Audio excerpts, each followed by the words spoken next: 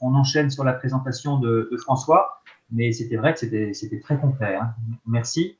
Et donc, je laisse François y aller. Bonjour. Bonjour à tous, merci pour l'invitation. Effectivement, la présentation de Caroline va me permettre de gagner du temps, puisque à peu près aux mêmes causes, les mêmes effets. Ce que je voudrais rappeler quand même, c'est mettre en regard ce qui s'est passé cette année avec quand même quelques fondamentaux des marchés, des marchés avicoles. Alors, je vais parler un peu de viande de volaille, bien sûr, et puis également des œufs. Pour avoir une idée de ce que sont les fondamentaux de ce marché en termes de dynamique. Voilà. Le premier fondamental, c'est que la France a toujours été une filière, on va dire, de diversité avicole en termes de consommation, sauf que c'est de moins en moins vrai, puisque on a des espèces qu'on dit secondaires, que ce soit la pintade, le canard ou la dinde, qui au mieux stagnent en termes de consommation, voire régressent, tandis qu'on a une croissance toujours de plus importante de poulets, et ça n'a pas changé fondamentalement cette année, puisqu'on a toujours cette dynamique. L'autre, on va dire, fondamental de marché sur le marché de la viande de volaille, c'est qu'on a une demande. Vous avez ici sur ce graphique en bleu l'évolution de la consommation totale, hein, d'une approche par bilan. Donc, tous les débouchés à la fois consommation à domicile et consommation à domicile, et en rouge l'évolution, l'indicateur d'évolution en volume de la consommation à domicile. Et ce qu'on constate, c'est que depuis au moins 2013, l'ensemble du marché était tiré par, alors à la fois principalement par la restauration à domicile, et puis aussi de manière peut-être un peu plus marginale par des usages de poulet ingrédients, enfin de volaille ingrédients en dehors du rayon volaille, que ce soit dans des plats préparés, dans du traiteur. Et ça a été quasiment l'unique rupture cette année sur le marché avicole, c'est ce basculement, mais qui a très bien décrit Caroline, entre un dynamisme retrouvé, un dynamisme forcé de la consommation à domicile au détriment de la consommation hors domicile. L'autre fondamental, le troisième sur le secteur de la volaille, c'est que sur le secteur de la consommation à domicile, on a, comment dirais-je, des trends longs qui vont vers une consommation de produits toujours plus pratiques, faciles à mettre en œuvre, on va dire, vers les découpes et surtout de plus en plus élaborées par rapport à tout ce qui est volaille entière, sachant qu'en fait, chaque segment en termes de pièces est extrêmement typé en termes d'utilisation, on va dire, de signes de qualité. Puisque les volailles entières qui sont en régression, c'est plutôt le domaine des sicots, hein, que ce soit label rouge ou bio, alors que le domaine des découpes, c'est plutôt le domaine, on va dire, des volailles standards, et tout ce qui est élaboré quasiment exclusivement le domaine des volailles standards. Le quatrième fondamental, et là j'ai utilisé le secteur des œufs pour l'illustrer, c'est qu'on a aujourd'hui une transition. François, je me permets de vous couper. Est-ce que vous pouvez couper votre caméra parce qu'on a des petits soucis de flux. De flux, s'il vous plaît. Merci beaucoup. Voilà, j'espère que ça va. Je suis désolé. Donc, le quatrième fondamental de marché que je voulais illustrer, c'était la transition des modes d'élevage et une transition qui s'accélère. On le voit sur le graphique de gauche en œuf, on a eu des transitions, un développement des productions alternatives par le passé, mais qui ont été, on va dire, plus régulières et plus modestes que ce qu'on connaît depuis 2016, sous la pression d'un certain nombre de groupes de pression, d'ONG de protection animale, qui, en faisant s'engager les clients de la filière, ont provoqué ce basculement de la cage vers des modes d'élevage alternatifs. Ce qui fait qu'aujourd'hui, l'année dernière, on était à peu près à moins de la moitié de la production française qui était en cage.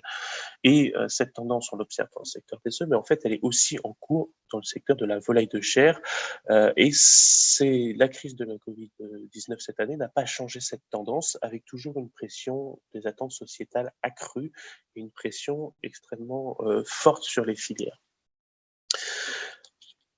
Juste pour illustrer, c'est que ça, sur le secteur des œufs toujours, c'est que cette transition, en fait, ce qui la caractérise aussi, c'est là je parle, mais on pourrait le parler en volaille de chair, c'est qu'elle concerne tous les débouchés.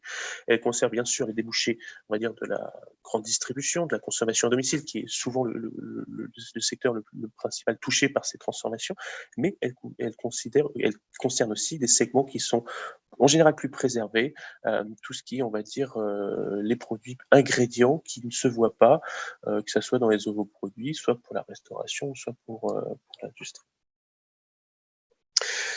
Le premier impact, et Caroline l'a très bien décrit, je l'ai illustré ici un peu différemment sur le secteur des œufs, c'est sur le graphique de gauche, vous avez les évolutions en chiffre d'affaires hebdomadaires de cette année 2020 par rapport à l'année dernière, issue du panel Nielsen.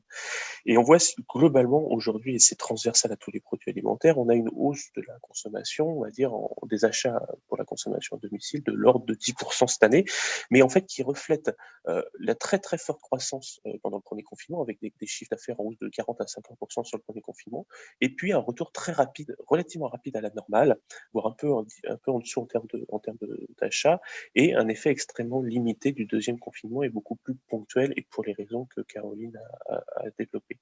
Mais en fait, finalement, toute cette dynamique, en fait, elle n'a pas changé fondamentalement les dynamiques de marché et la transition, nous l'avons illustré, la transition vers de plus en plus d'achats d'œufs alternatifs à la cage. Là, je l'ai illustré également par les volailles, la viande de volaille. On voit que le poulet, en fait, on voit qu'il y a, alors que le poulet pack, le poulet entier, était une catégorie qui décroissait d'année en année, on voit que cette année, il y a une forte croissance. Mais en fait, si on regarde, on le remet dans son contexte et qu'on compare à la croissance du total du rayon volaille qui est de 10%, en fait, la dynamique ne change pas forcément. Cette catégorie spécifiquement, c'est moins fait entraîner par le marché que le reste. Voilà, c'est un peu, et surtout la pintade qui a souffert. Et en fait, ce qui est important à bien considérer, c'est que les produits avicoles, c'est une gamme extrêmement large, surtout en France, et que tous les sous-secteurs, tous les produits n'ont pas été affectés de la même manière. On a notamment les abattages, enfin les productions de canards et de pintades, qui sont notamment canards à rôtir, qui sont des espèces, on va dire, assez exposées au secteur de la RHD, qui ont particulièrement souffert, avec une baisse des abattages de l'ordre de 20%, de production de 20% pour le canard à rôtir, et une baisse de l'ordre de 15% pour la pintade. Pour le canard à foie gras, on s'attend à une baisse de l'ordre de 13 à 15% aussi, ce qui est considérable, ce qui est bien sûr considérable, et ce qui, pour la première fois depuis 15 ans, risque de faire baisser la consommation globale de volaille en France depuis les épisodes de 2005-2006. Et qui avait touché tout propre très peu la France, mais il y avait des inquiétudes des consommateurs. Caroline a aussi souligné ces des marchés qui sont en forte interaction avec les marchés mondiaux, puisque la RHD, la restauration à domicile, a été fermée au premier trimestre. Une baisse des importations qui sont bien valorisées dans ce débouché de la restauration à domicile, mais dès la fin du déconfinement, on a vu une augmentation, une reprise rapide des importations, et notamment en provenance de Pologne, parce que la Pologne était en mesure de fournir des produits à prix très compétitifs, puisqu'en fait, ils étaient eux aussi très exposés au marché européen, et au marché européen de la restauration, et au marché britannique, et donc ils cherchaient un peu à dégager leur marché à vil prix, notamment sur le marché français. Quelques éléments pour terminer, c'est que la perturbation des débouchés, c'est ça qui a le plus impacté les filières avicoles, mais qui n'ont pas été induites indirectement par le SARS-CoV-2 et surtout par les mesures prises pour limiter la propagation humaine du SARS-CoV-2. C'est la principale explication. Il y avait eu des effets majeurs sur les segments de marché les plus exposés à la restauration à domicile. Je l'ai illustré ici sur le canard et la pintade. Mais hormis cette rupture manifeste et rupture qui devrait se poursuivre, plutôt conforter des tendances préexistantes. Et un petit élément de réflexion, c'est qu'en fait, on a eu des crises sanitaires, notamment de l'influenza aviaire en 2015, 2016 et 2016-2017. On a une crise sanitaire plutôt humaine qui est aujourd'hui. Et en fait, ce qu'on s'aperçoit, c'est que ça peut remettre en question, questionner la diversité génétique et notamment de ces espèces qui sont produites pour des productions commerciales et donc en fait et dont la baisse de la production drastique en fait met en danger la préservation du potentiel génétique en mesure de, on va dire, de recueillir cette biodiversité. Voilà. Je vous remercie pour votre attention. Merci François pour cette présentation complémentaire de celle qui a été faite précédemment. J'ai juste peut-être une question avant de passer sur l'exposé suivant. Tu ne parles pas du tout de nos poulets export, en fait. C'est-à-dire que là, tu es focalisé sur ce qui s'est passé sur le marché. Mais que s'est-il passé, en fait, pour ce poulet export qui représente presque un quart de la production française? Maintenant, il ne représente plus un quart. Hein. Il doit représenter moins de 10%. Mais en fait, le poulet export, suite à la restructuration du secteur et à l'entrée d'un Saoudien dans le capital de l'entreprise, en fait, il a plutôt bien marché cette année parce que c'est un produit, donc le poulet doux sur le Moyen-Orient est un produit positionné, on va dire GMS. Et en fait, comme tous les produits GMS, là on l'a vu, on l'a illustré, Caroline et moi-même, on l'a illustré qu'il y a les mesures qui ont été prises ont favorisé le secteur de la GMS. Enfin, les débouchés, on va dire, de la GMS pour la consommation à domicile, ça a été la même chose dans les pays du Golfe. Et donc, le poulet export a plutôt bien fonctionné cette année.